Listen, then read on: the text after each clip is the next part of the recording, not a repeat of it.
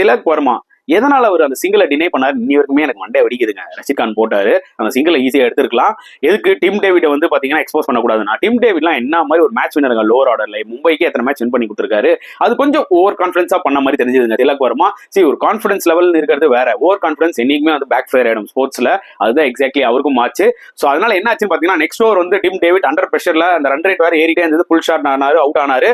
அதுக்கப்புறம் ஹர்டிக் வந்தாரு, அப்புறம் திலக் வர்மா மேலேயே அது பிரஷர் ஆயிடுச்சு. அப்புறம் ஒரு 6 அடிச்சு திலக் வர்மா அடுத்த பாலே அவுட் ஆகி என்ன ஆச்சுன்னு பாத்தீங்கன்னா ஹர்திக் வந்து ஸ்ட்ரைக்ல இல்ல. சோ புது பேட்ஸ்மேன் தான் வந்து ஆடுற மாதிரி இருந்துச்சு. சோ பால்ஸ் வேஸ்ட் ஆச்சு. சோ சின்ன சின்ன தப்புகள் பண்றதுனால வந்து பாத்தீங்கன்னா ஒரு கேம் எப்படி சேஞ்ச் ஆகுதுன்றதா வந்து பாத்தீங்கன்னா திலக் வர்மா கத்துக்கணும்.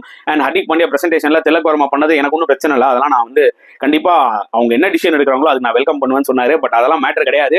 ஏன்னா பண்ணது தப்பு. அதனால வந்து பாத்தீங்கன்னா அவங்களுக்கு மேட்சே போச்சு. சோ இது ஒரு மிகப்பெரிய லேர்னிங் லெசன். என்னைக்குமே வந்து பாத்தீங்கன்னா அசால்ட்டா எதுவுமே எடுத்துக்க கூடாது. ஆக்சுவலா கிரிக்கெட்ல அதான் உண்மையான விஷயம். திலக் வர்மா பண்ணது ரைட்டா தப்பான்றதை நீங்க என்ன நினைக்கிறீங்கன்றத கமெண்ட் செக்ஷன்ல போடுங்க.